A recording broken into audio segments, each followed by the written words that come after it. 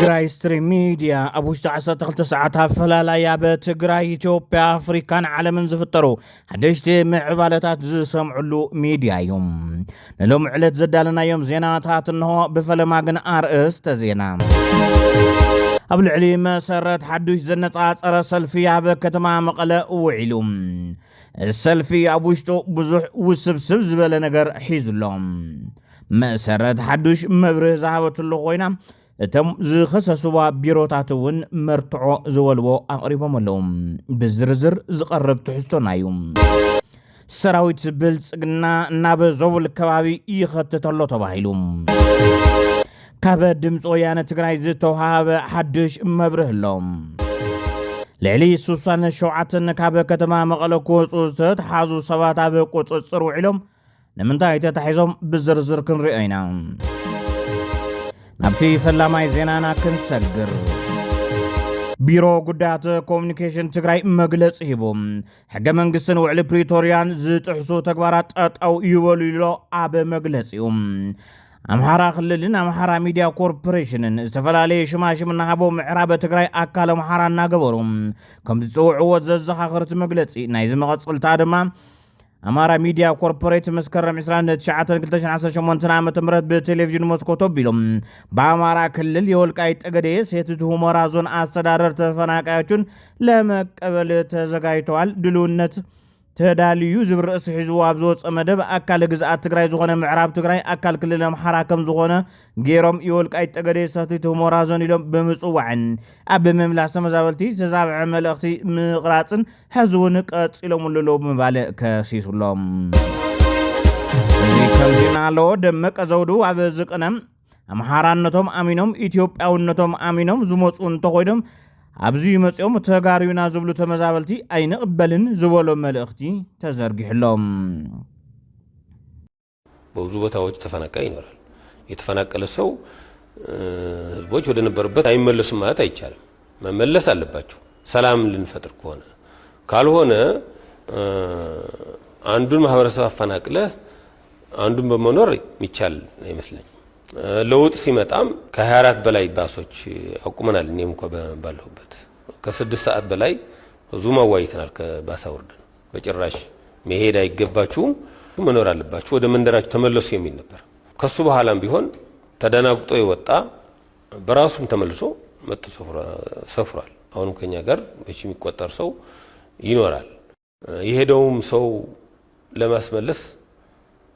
እኛ ተቃርኖም የለንም እኛ እንኳን አንዳንድ ጊዜ ስንሰበስባቸዋል እኛ ሰላም ነው እንፈልገው ስለዚህ ትላንትና የሄዱት አንዳንድ ወንድሞቻችን በሰላም ይምጡልን ከቤተሰቦቻችን መገናኘት እንፈልጋለን የሚል አለ አሁንም ወልቃይት ውስጥ ኣብ መቐለ ርቱዕ ሰልፊ ደቂ ኣንስትዮ ውዒሉ እቲ ሰልፊ ኣብ ቀረባ እዋን ሽልማት ኣብ ልዕሊ ዝረኸበት መሰረት ሓዱሽ ዘነጻጸረ እዩ ትካል ገባረ ሰናይ ሕውየት ብሽም ግዳያት ደቂ ኣንስትዮ ይሽቀጠሎም ብዝብል ቴማዩ ሎም ዕለት 30 መስከረም 2018 ዓ.ም ኣብ ከተማ መቐለ ሰለማዊ ሰልፊ ክካየድ ውዒሉ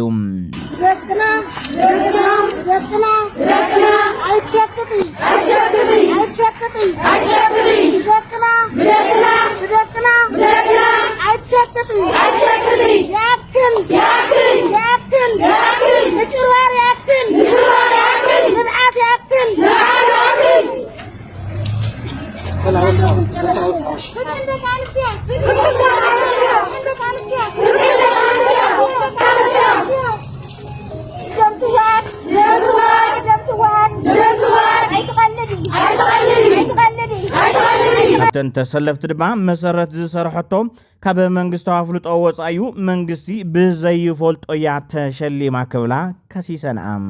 ፎቶግራፍ ሸይጥ ነራ መሰረት ብዙ ለኣኸቶ መጠን ፎቶግራፍ ድማ ተሸሊማለ ናይ ደቂ ኣንስትዮ ጥቅዓት ናይ ደቂ ኣንስትዮ ቁስሊ ብዙ ለኣኸቶ መጠን ትትካል ተጣይተልን ፎቶ ግን ደቂ ኣንስትዮ ክሕዊ ተጠቅዓ ደቂ ኣንስትዮ ተጠቅዑ ህፃናት ክሕዊ ስለዚ ክንዚኦም ዝኣኽሉ ሓዊዮም ዝበሃል ሪፖርት የለን ኣብ ናይ መንግስቲ ሪፖርት ካብ ሕጊ ወፃኢ ተሰሪሑ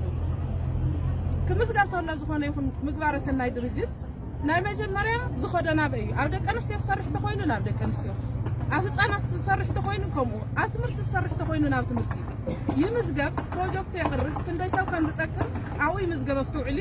ድሕሪቱ ዝምልከቶ ሴክተር እናተኸታተለ ኣብ መሬት ውዒሉ ዶ ይወዓልን ተጠቀምቲ ረኺቦም ዶ ይረኽብዎን ተሓገዝ ኢሉ ከዓ ይከታተል ማለት እዩ ትሕግዝ እዩ መሰረት ኣባና ፍሉጥ ይብላ ኣንሕና ይንፈልጣ ይንከታተላ ነዚ ብዝቃወሙ ኣካላት ድማ መሰረት ኣብ ልዕሊ ደቂ ኣንስትዮ ትግራይ ብዝተፈጸመ ፆታዊ ጥቕዓት ብምስናዳ ዝተዋህበ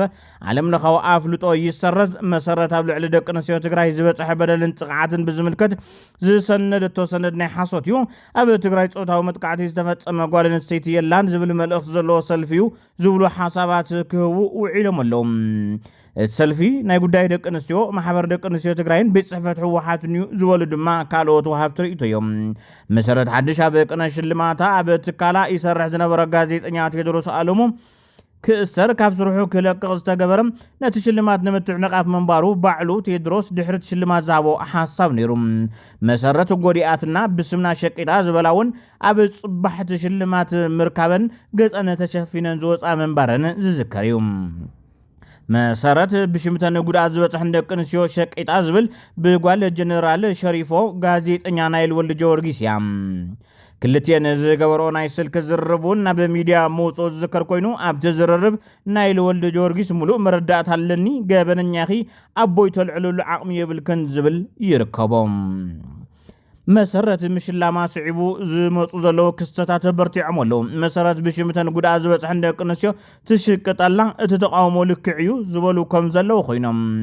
ኣይፋል ብስርቡን ተጋሩ ወገናትና ናብ መድረኽ ዓለም እንትቐርቡ ኣብ ክንዲ ምትብባዕ ነድሕሪት እናጎተትካ ምሕሳደ ባህርና ይኸውን ኣሎ ዝበሉ እውን ኣለዉ ነዚ ድማ ዶክተር ቴድሮስ ኣድሓኖም ንዋና ዳይሬክተር ውድብ ጥዕና ዓለም እንትሕፀዩ ዝነበረ ተቃውሞ ኢትዮጵያውያን የዘኻኽሩ ኣፍሪካ ሙሉእ ንዶክተር ቴድሮስ ኣድሓኖም እንትድግፍ ኢትዮጵያውያን ድማ ክምረፅ የብሉን ዝብሉ ሰልፍታት ክወፁ ተራእዮም እዮም እቲ ካልእ ምክንያት ዝበልዎ ድማ ግፍዕታት ሻዕብያ ዝሓዘ ሰነድ ምስ መሰረት ስለ ዘሎ ክጠፍእ ስለ ዝድለ እዩ ኢሎም ምስ ፆምዶ ተታሒዙ እቲ ሰነድ ክጠፍእ ስለ ዝድለ መሰረት ብሕጊ ንምሓዝ ብህዝቢ ንዝበፅሖ ተቃውሞ ንምንካይ ፈለማ ብህዝቢ ክትፅላእን ዝገብርዎ ዘለዉ ጅማሮ እዩ ዝበሉ ድማ ካልኦት ወገናት እዮም መሰረት ኣብ ትግራይ ብዝበፅሐ ፆታዊ መጥቃዕቲ ብኣግባቡ ሰኒዳ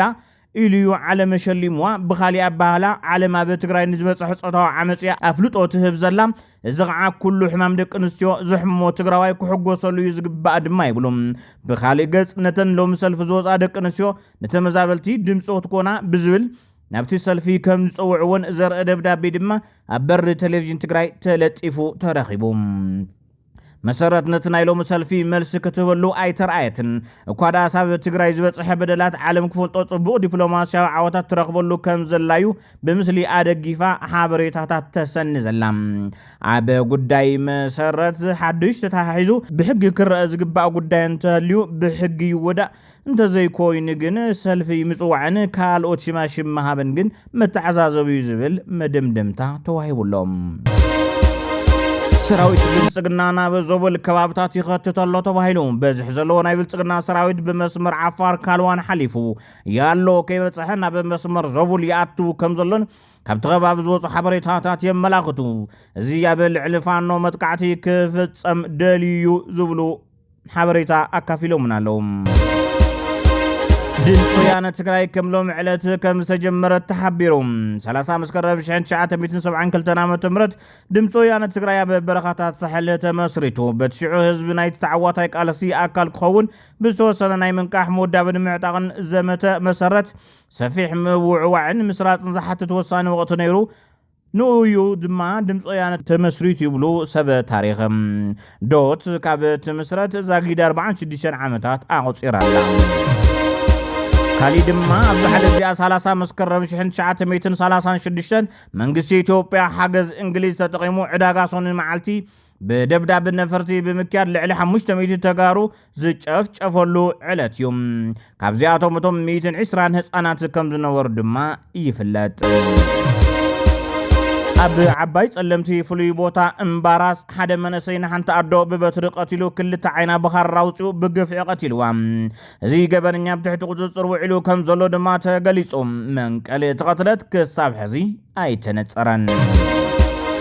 ኣብ ከተማ መቐለ ብሓንቲ ኣይሱዚ መኪና ዝተፈነው 67 ኮብለልቲ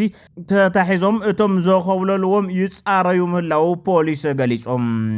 ኣብ ዝሓለፈ እዋን 37 ኮብለልቲ ዝጸዓነት ሚኒባስ ኣብ ወረዳ 70 እንደርታ ኬላ ምላዛ ጥሒሳ ክትምልጥ ዝፈተነት ተሽከርካሪት በአካላት ጸጥታ ተኸባቢ ጥይት ተወቂዓ ኣብ ቁጽጽር ምውዓላ ይዝከር ንዑ ስዒቡ ድማ ሎም 30 መስከረም 2018 ዓመተ ምህረት ካብዚ ንምምላጥ ካብ ከተማ መቐለ ብሓንቲ ኣይሱዚ መኪና ዝተፈነው 67 ኮብለልቲ በአካላት ጸጥታ ተታሒዞም ኣኾብለልቶም ይጻረመላው መምርሒ ፖሊስ ዞባ ደቡብ ምብራቕ ትግራይ ገሊጾም መብዛሕትኦም ድማ ገና ኣብ ናይ 24 ሰዓታት ጸንሒቶም ክፉእ ስደትን ሽርሕታት ደለልትን ኣስካሕክሕዎም ናብ ወለዶም ክምለሱ ከም ዝሃፀፁ ገሊጾም ክብል እቲ ጸብጻበ የመላኽት